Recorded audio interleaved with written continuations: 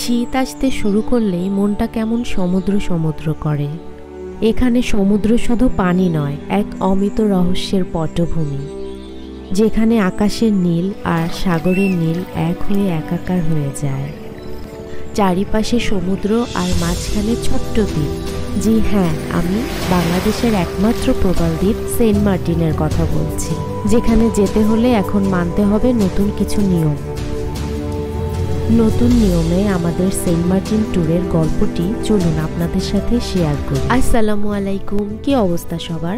Last ভিডিওতে আমি আপনাদের সাথে আমার ঢাকা টু কক্সবাজারের গল্প শেয়ার করেছি, আর এখন সেন্ট মার্টিন যেতে হলে আপনাকে আগে কক্সবাজারেই আসতে হবে। আমাদের শিপ ছিল সকাল 8:30টায়। কক্সবাজারের ডলফিন মোড় থেকে আমরা একটা অটো ভাড়া করে চলে যাই নুনিয়াছড়া ঘাটে। আমাদের বাস এবং শিপের আপ ডাউন টিকিট আমরা করেছিলাম একটি ট্রাভেল এজেন্সির মাধ্যমে। যেহেতু এখন সেন্ট মার্টিন যেতে ট্রাভেল পাস লাগে, তাই আপনি যদি কোনো ট্রাভেল এজেন্সির মাধ্যমে শিপ টিকিট করেন তাহলে আপনার আর কোনো ঝামেলা থাকবে না। ঘাটে পৌঁছানোর পর আমাদের ট্রাভেল এজেন্সির ওনার আমাদেরকে টিকিটের এবং ট্রাভেল পাসের হার্ড কপি দিয়ে দেয়।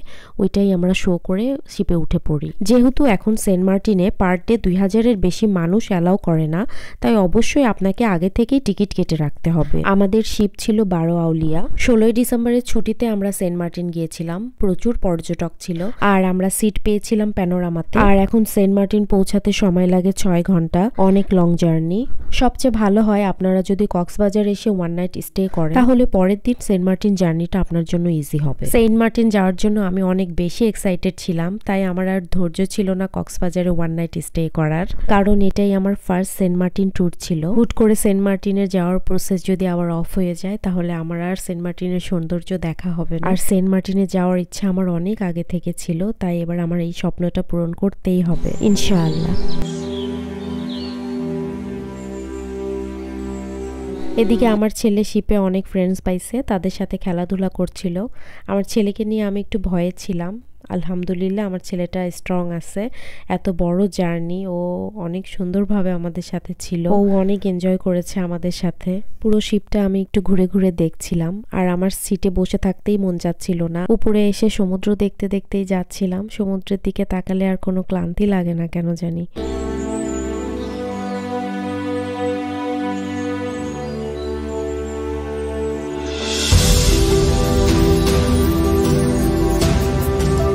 শিপের ক্যান্টিন এটা, সবকিছুর প্রাইস তুলনামূলকভাবে বেশি, আর আমরা তেমন কিছু খাই নাই, শুধু কোল্ড ড্রিঙ্কস আর কফি খেয়েছিলাম। সেন্ট মার্টিন পৌঁছানোর আগে এই গাংচিলগুলো আপনাকে সুন্দরভাবে স্বাগত জানাবে। আর এই দৃশ্যটা যে এত সুন্দর, মাশাআল্লাহ, আল্লাহর সৃষ্টি সবকিছুই অনেক বেশি সুন্দর। 6 ঘন্টা জার্নির পর আমরা অবশেষে সেন্ট মার্টিন পৌঁছালাম আলহামদুলিল্লাহ। আর এখন সময় ঠিক দুপুর 2:30।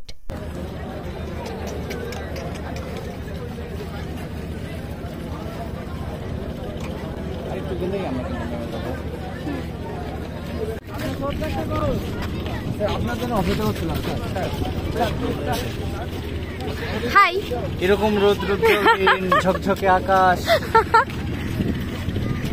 Welcome to Saint Martin. আসো আসো আসো, নতুন সেন্ট মার্টিন।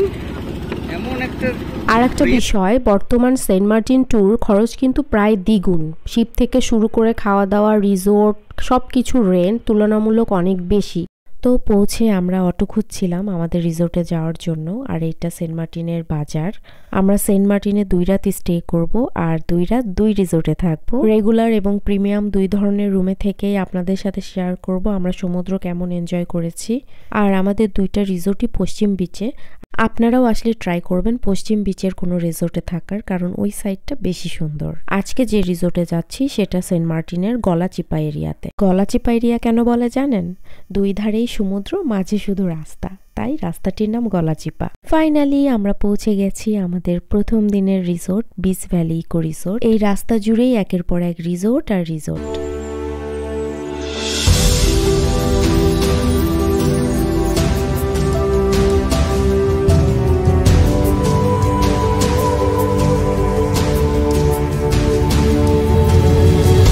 রিসোর্টে ঢুকতেই আমার আর সহ্য হচ্ছিল না, মনে হচ্ছিল কখন সমুদ্রের কাছে যাব।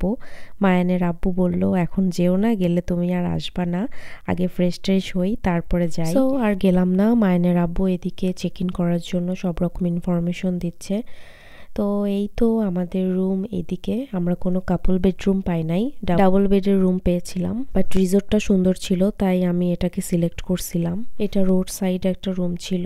আজকে রেগুলার রুমে থেকেই বিচ এনজয় করব। তো রুমটা মোটামুটি ভালোই ছিল, একেবারে ছোটও ছিল না।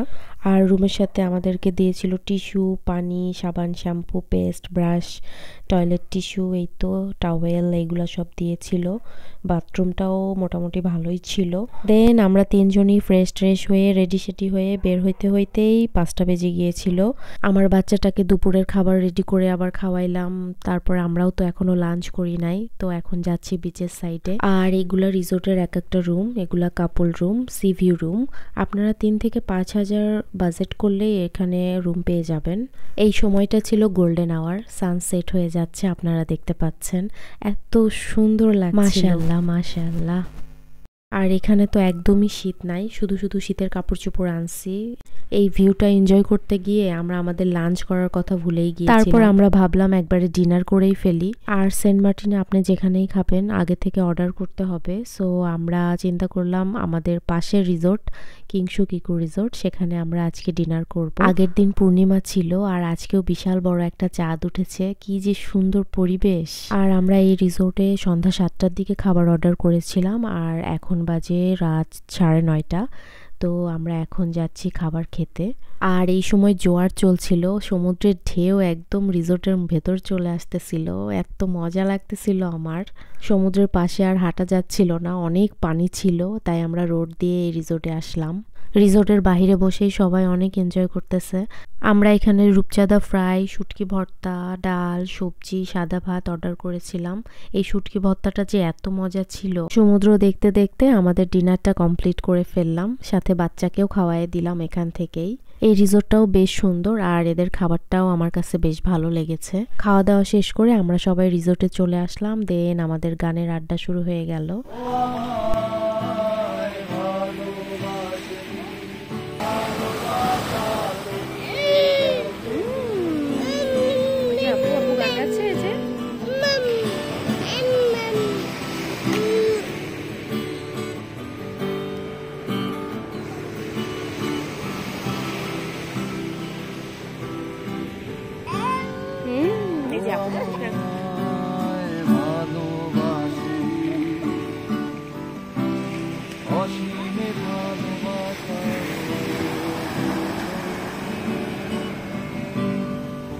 এই তো ছিল আমাদের সেন্ট মার্টিনের ফার্স্ট ডে। সবাই ভালো থাকবেন, আল্লাহ হাফেজ।